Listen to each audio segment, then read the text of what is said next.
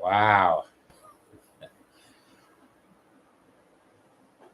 Good morning. It's David, and I am live for the first time ever on this computer.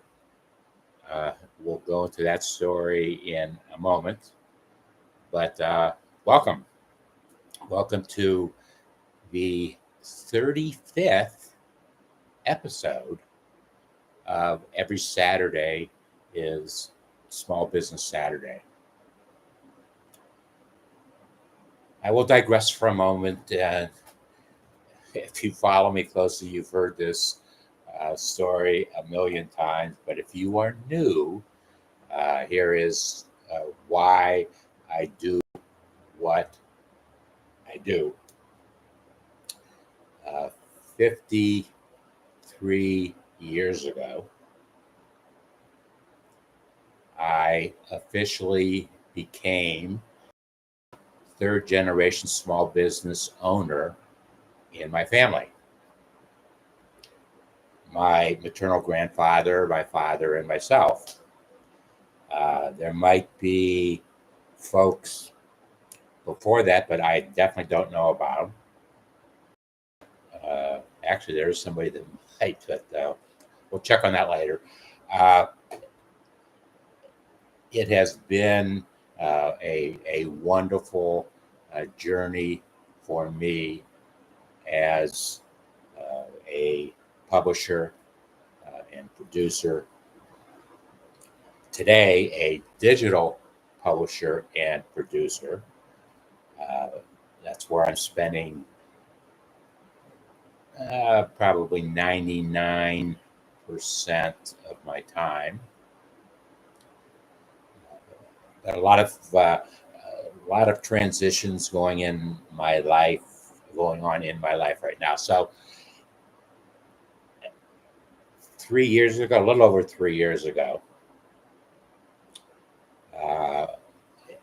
Janet, who was a 13-year follower of my indoor cycling class, which at the end became a cardiovascular training, and some great things happened in there. But one day, Janet said to me, and she and Dr. Bob, her husband, she's come to virtually all my classes. Dr. Bob has come to about half of them. At any rate, well, about Dr. Bob, might be 10 years ago already. No, not quite. Well, but maybe 8 years. Dr. Bob and I were the hottest senior pickleball players before it became very popular. This was at least 8 years ago. We were a good team and ready to take on anybody our age. Reign supreme for our age, but now it's amazing to see how pickleball has become so very. And right here in Cincinnati, where I am, is the largest pickleball course in the world. Pickleball, a number of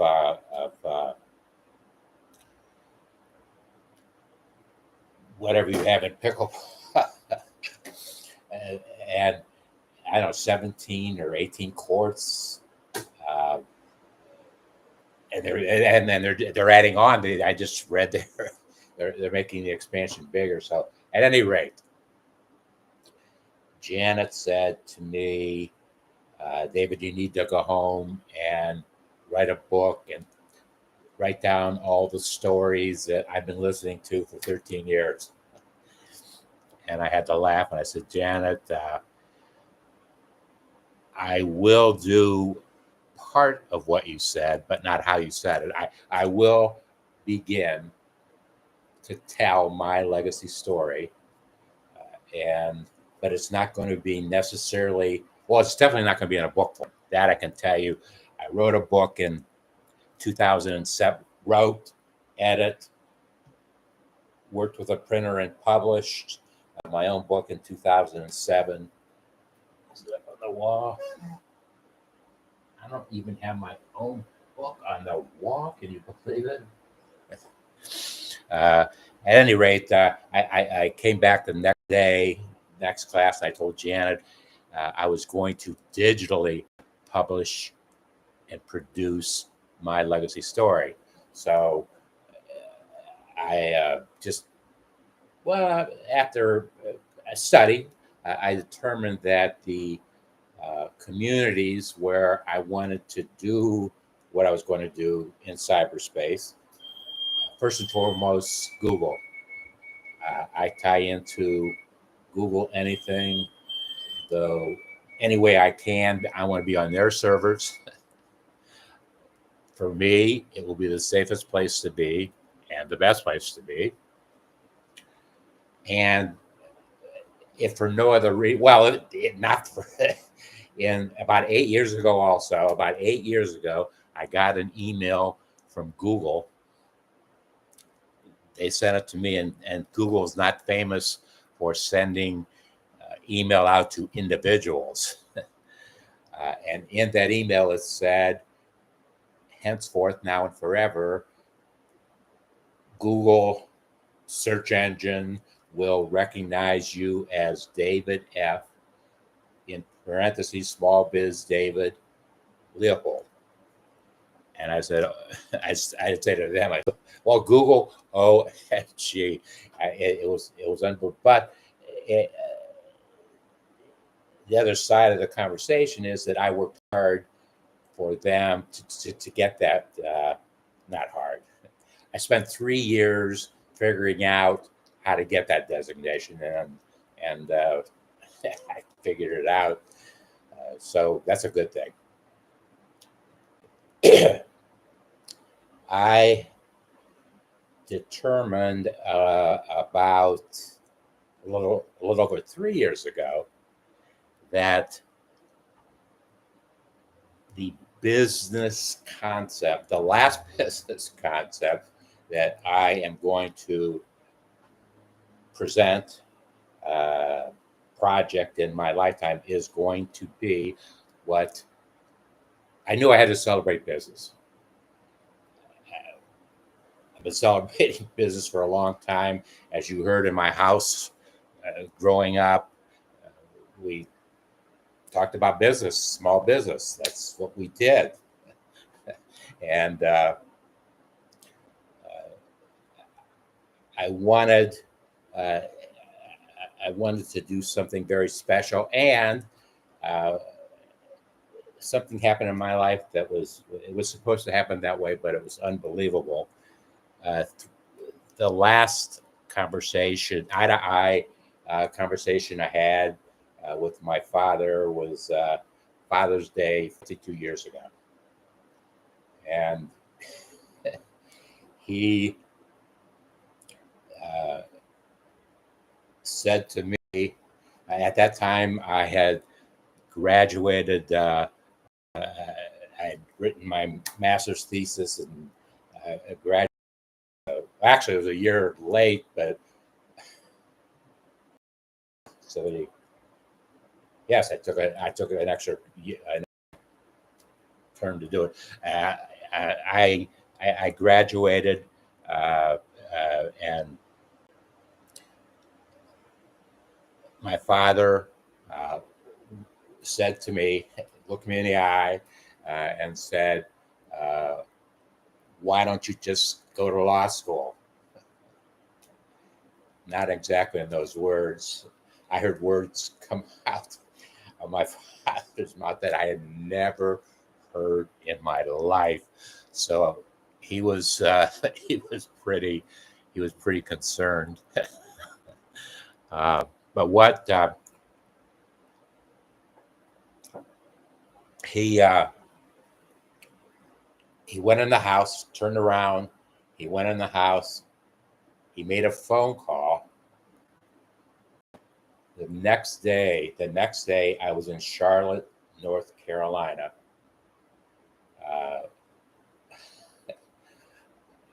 partnering with one of the largest, the biggest philanthropists in all of North Carolina. He and I were going to collaborate to publish a magazine, which he had been publishing for, I don't know, 3 or 4 years already, and kept taking money out of his pocket every month. And he had plenty of money to do it, so that was no big deal. But he said, I want you to figure it out so I don't have to take money out of my pocket anymore. That actually happened in a year's time, less than a year, in a year's time. But anyway, so my father goes in, makes a phone call. Next day I'm in Charlotte, North Carolina. I come home with a collaborative partnership agreement, and I leave 48 hours to drive back to Charlotte. So now my father and I were about 600 miles apart. And as it turned out, for the last year of his life, he and I were going to be doing the same thing in different cities. He was going to be 600 miles away in my hometown. I was going to be in Charlotte, North Carolina. And neither one of us knew that it was going to be that way just for a year, but that's the way it turned out. So I was supposed to be a publisher, which my character and personality evolved into becoming a producer. I produced my first YouTube over 16 years ago, and with Barbara Weltman, and we haven't done one. I don't think we've done one in 2024, but we did a couple in 2023. Maybe. Well, we're gonna have to do one. We're gonna have to do one, Barbara. We every year we talk at least once a year. There was a time where she and I had a Friday, 11 o'clock in the morning, weekly small business information show. We were on a website here, and we were on Skype over here, and it was not unusual for 5,000 folks to visit us, unique visitors on Friday morning at 11 o'clock. Well,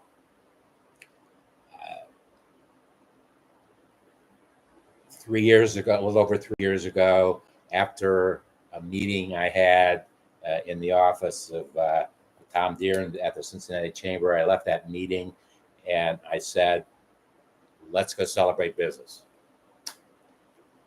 After he gave me shared with me what was going on in Cincinnati.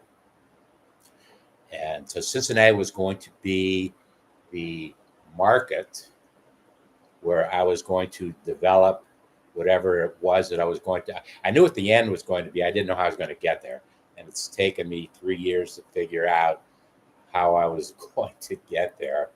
But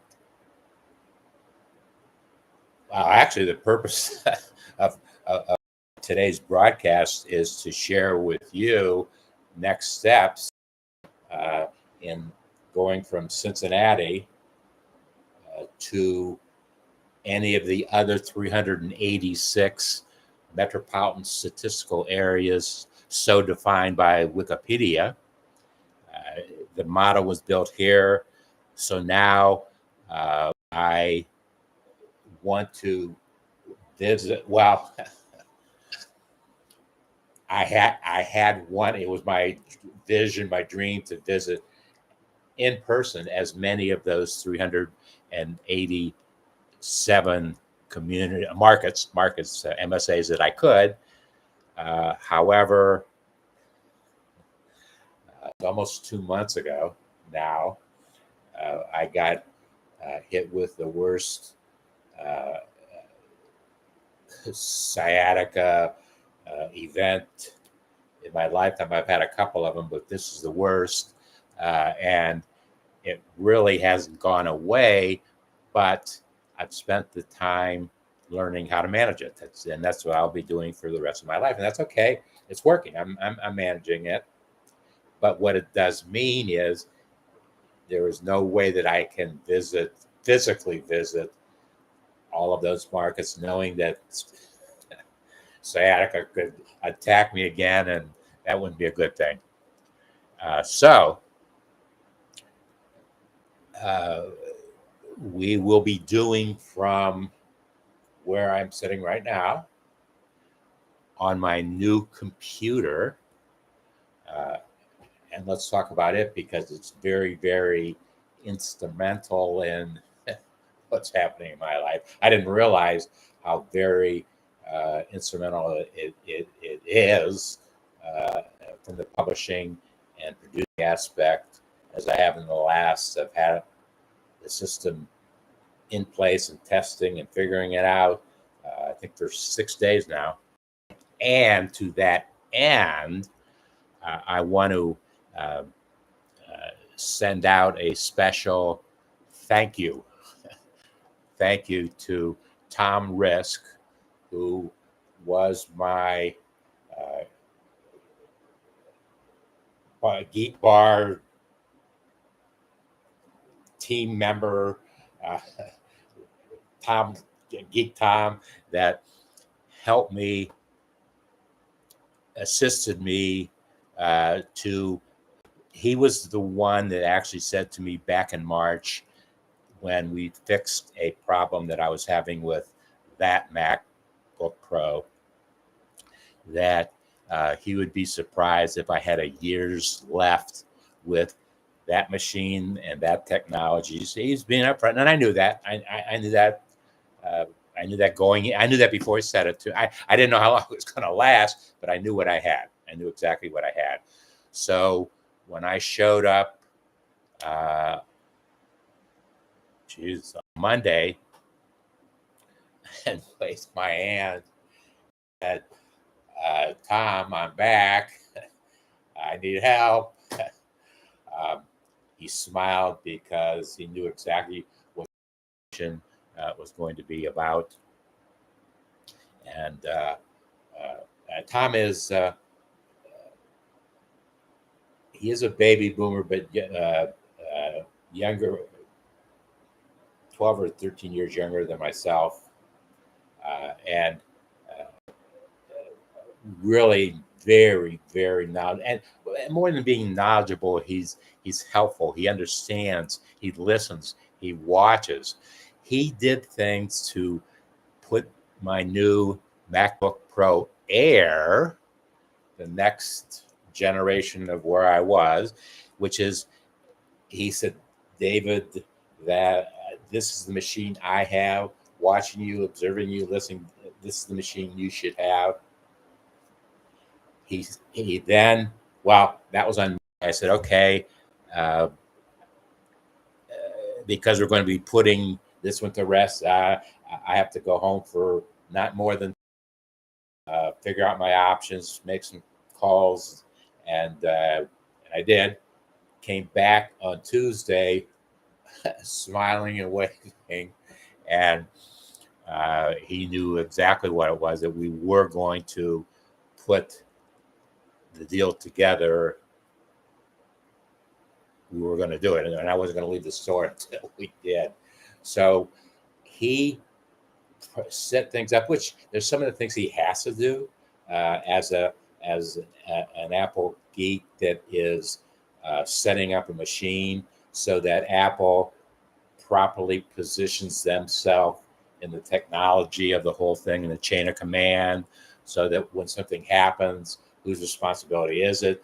That's why you have Apple Care. I have an Apple Care story too. I'm not going to go into today, but it's a funny one. I never had it before, but I have it now, and it's a funny story of how I got there, why I'm there. But he was doing things that I didn't know he was doing, not only to my MacBook Pro Air, but also to my iPhone, because they are synced together. So when I got home and started to do my thing to figure out what I needed to do and how do I get into the system and perform all the duties that I have to do, all the various tasks. Uh, it was wonderful how more efficient than I was doing in the past. Way more. I bet I increased my efficiency by 45% at least. Certainly from that, uh, the old MacBook Pro I had, which, by the way, it was a reconditioned machine, and I knew it. But I got 4 years, 3 plus 4 years out of the machine, and it worked well for me. Uh, so uh, we've got it all tied together, and uh, I'm more efficient in producing and publishing. Uh, my phone works differently and better. It's an old iPhone. It's a way old iPhone, but he made the way old iPhone work better than it was. I think my son gave me that iPhone maybe close to 3 years ago. He and Kimberly were upgrading or doing whatever they and so he said, I'm sending you this, and it's a good phone that I used it. It was a good phone.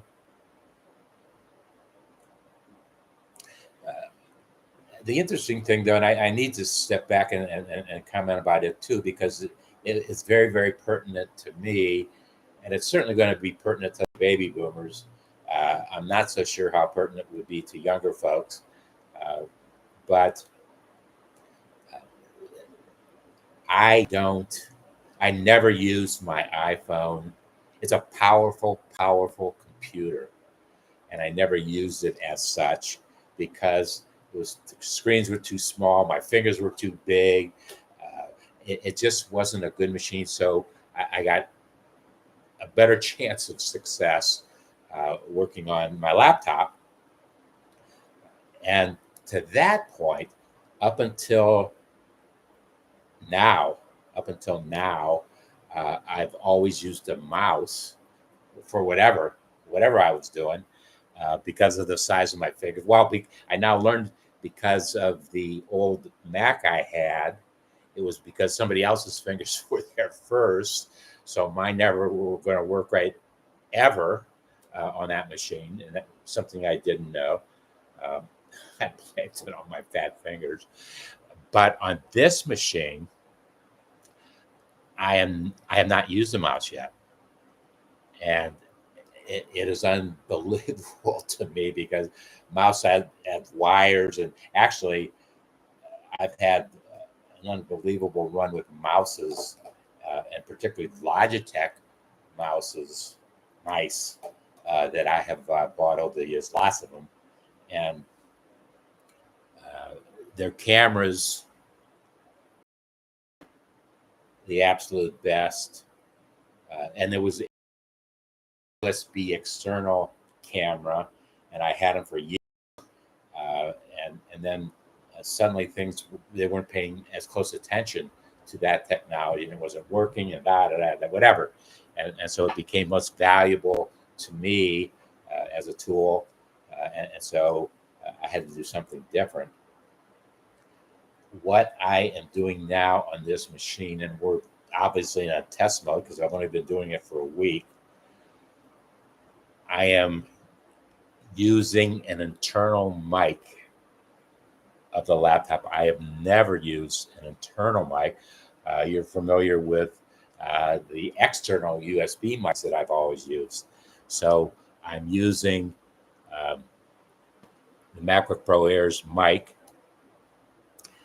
I'm also using their camera.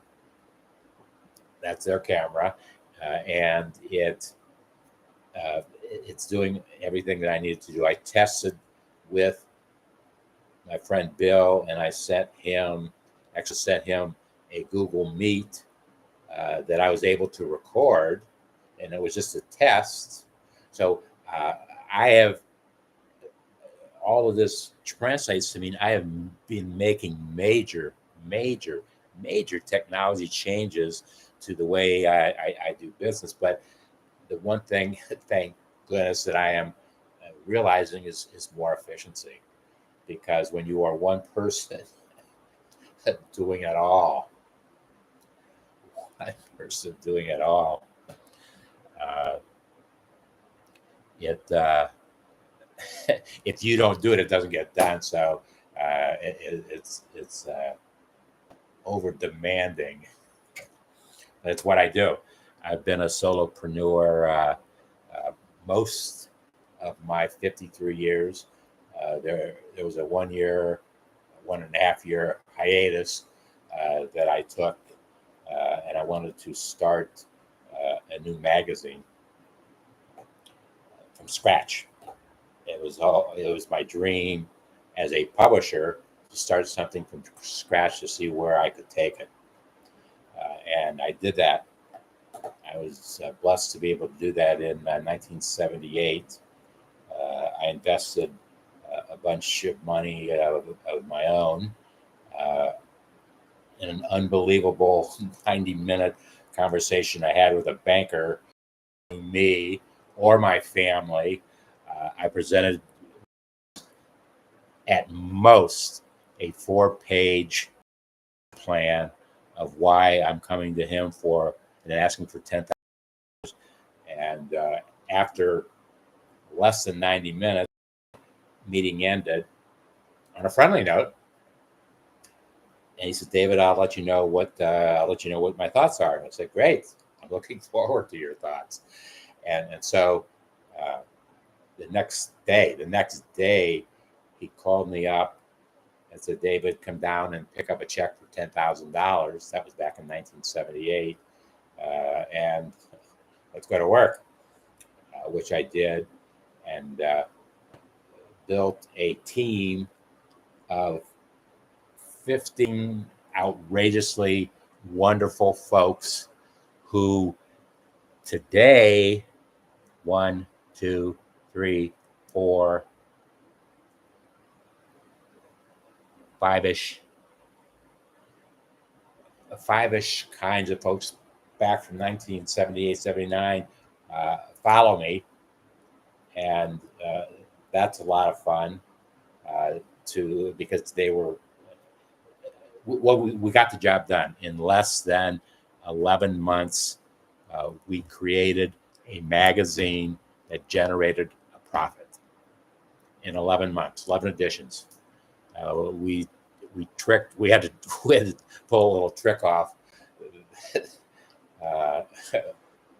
Bill Mushi and I to do it, but we did it, and it got done, and I achieved the business goal because I was forced to make a personal decision in my life, and I can say without any hesitation, it was the worst personal decision I ever made in my life, and so I survived, but it was a bad situation.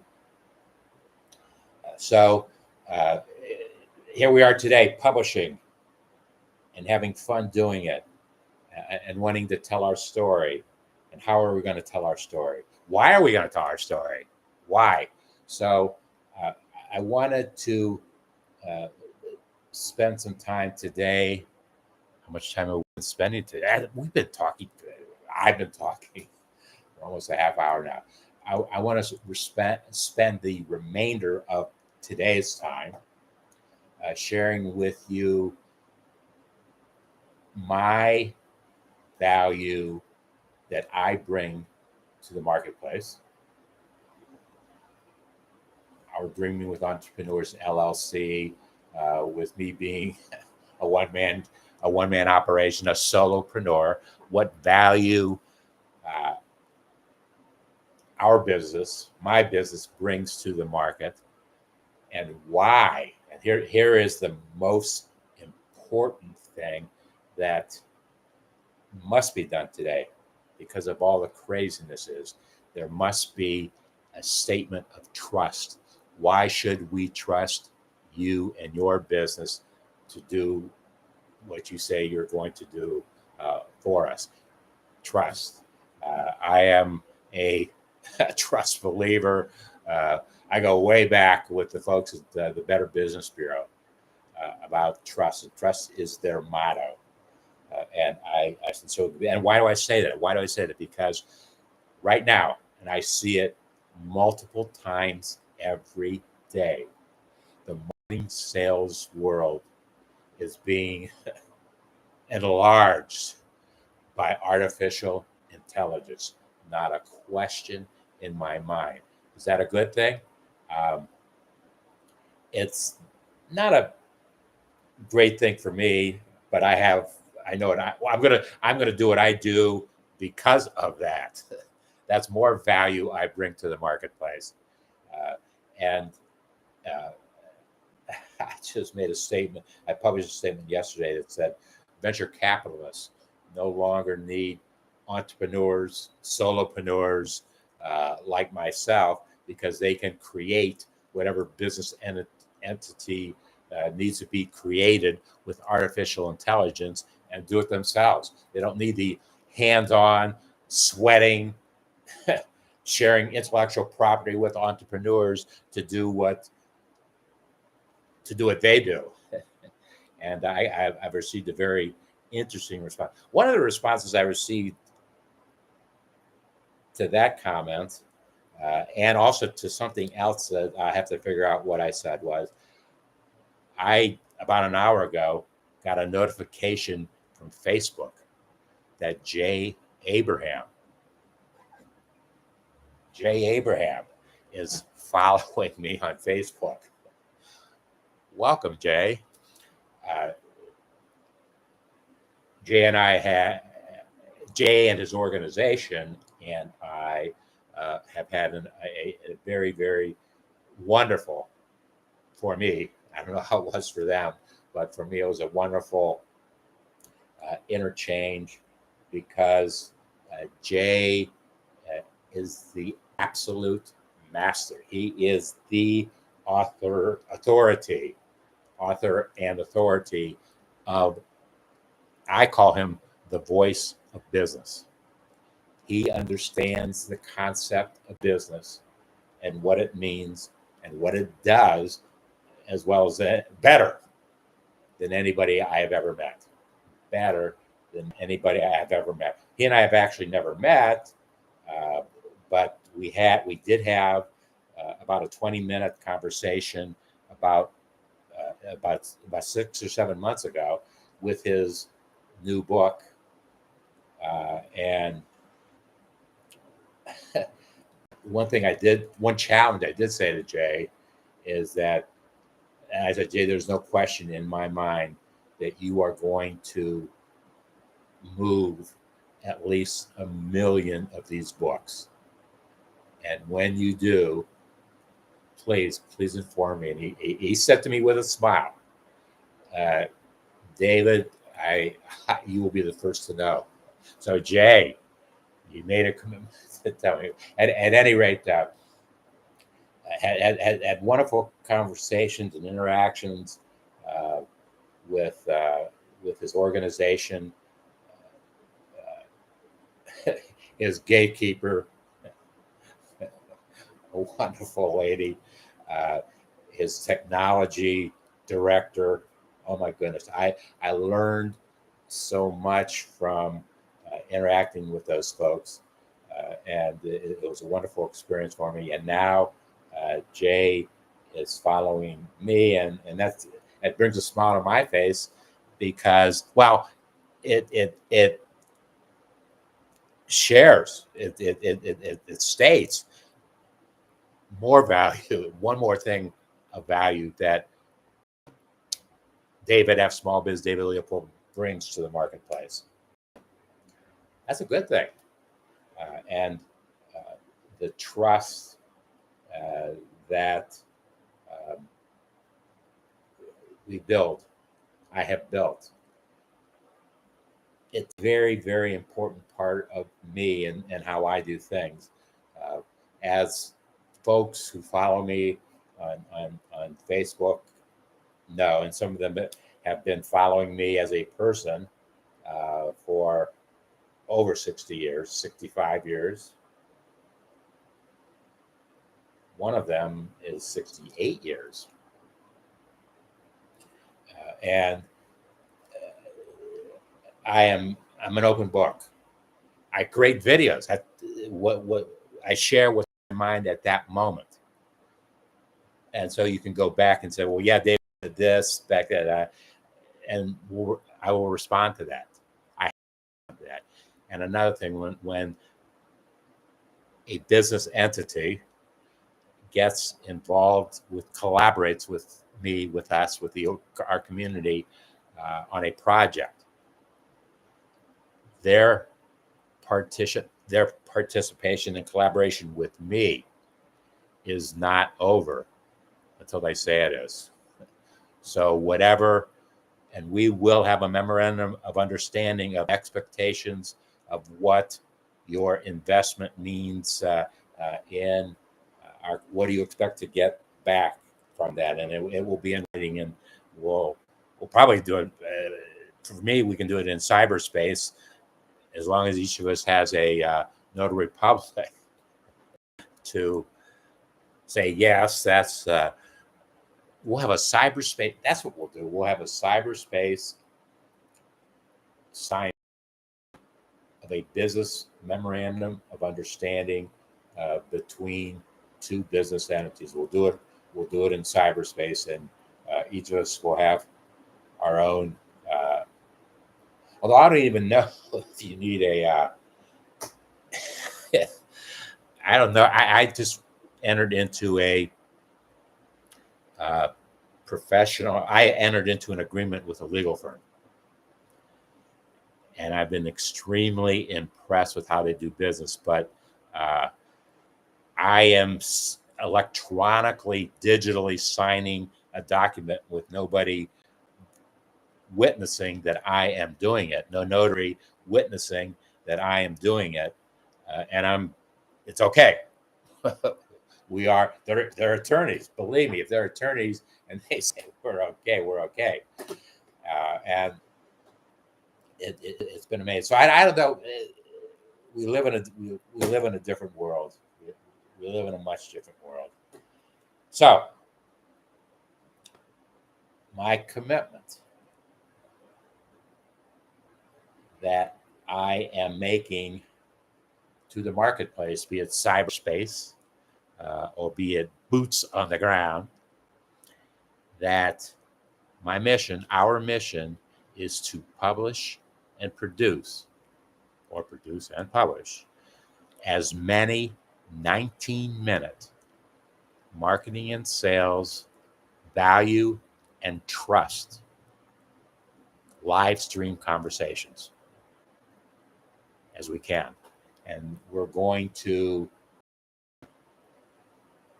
make that happen in different forms. A program that happens with me, Sam, and a program that happens with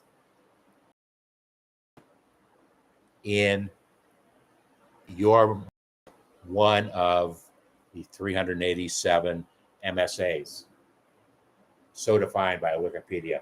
I'm very, very adamant about that. There will be one collaborative partnership with a market and our organization. That's how it's going to be done. And it's going to be done that way for several reasons, because there are going to be first of right refusal to cash flow opportunities that will be created in each of the 387 markets. And those individuals that solopreneurs, businesses, it doesn't matter. If you want your marketing and sales value, trust, live stream story to be told in your market for the first time, I'm sure, I think, correct me if I'm wrong, in your market, your story. And that will evolve into all kinds of things. And that is the purpose and the mission of the Celebrate Business Project 2024, Marketing and Sales, Value, Trust, LiveStream. That's what we do. And the Saturday part of it, regardless of what market we are in, every Saturday, as close as me humanly possible to 10 o'clock Eastern Standard Time, I will produce and publish our Facebook Live. Let's see your Facebook Live. Can you see what's going on? I think you can see things. Yes, you can. Okay. Here's the deal. Right now, today, to announce our project, I will produce and publish 25 marketing, sales, value, trust, live stream conversations. And the pricing of the first 5 of those will be $750. The pricing of the second five of those will be $850. Each 5 up until 25 increases $100.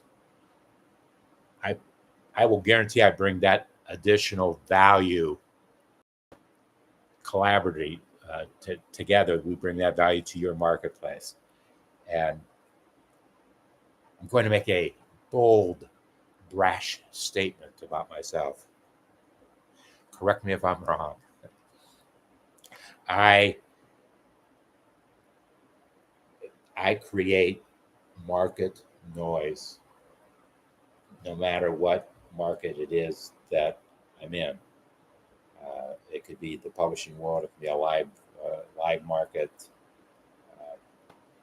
We did some wonderful, wonderful projects for 19 of the 52, 53 largest insurance companies between the years of 1994 and 1999.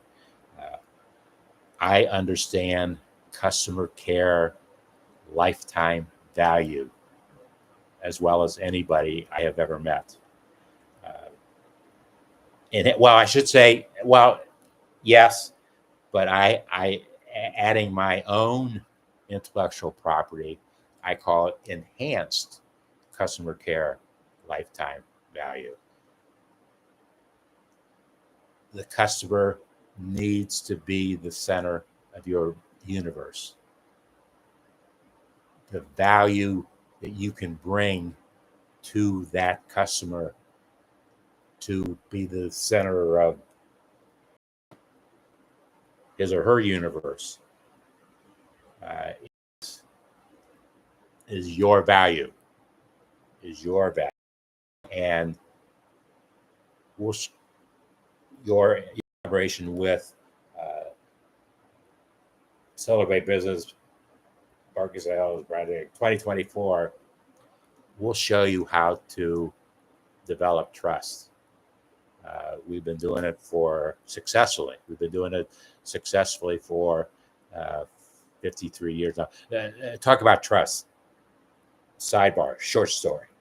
Of the 19 out of 53 largest insurance companies that I was sharing my intellectual property with,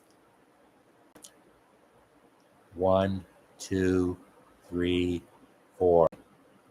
4 of them were very direct competitors of one another.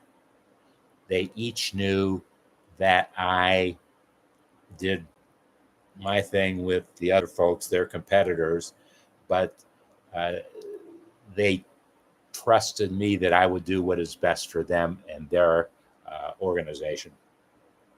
It worked.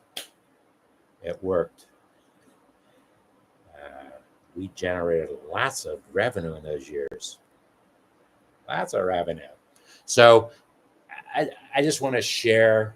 That's what I do. I want to share what has worked for me. I want to share it with any business-minded solopreneur, entrepreneur. Uh, you have to have business mindset. Uh, is it too late to learn? To that question, somewhere around here, I have a book. I had a conversation with that book years ago, and she compared entrepreneurship to being a parent. It is a wonderful story. She had a wonderful book, and we had that conversation. It has to be 10 years ago. So I am creating. Wow, I'm creating an email version. I am creating a printed version,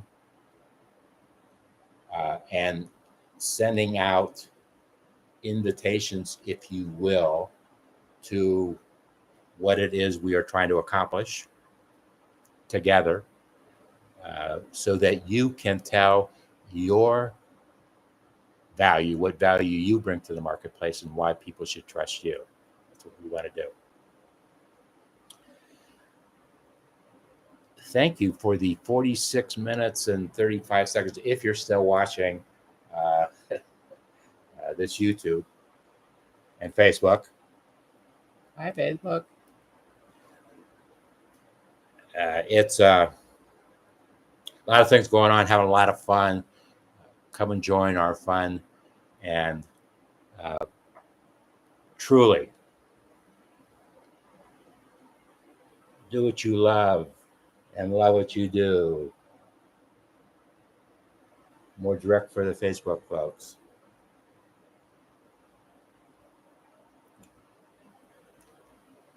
And as my old friend Jaime Williams used to say over 55 years ago, he had his own gig going, but he also sold me sports articles. Sold me. But he used to say,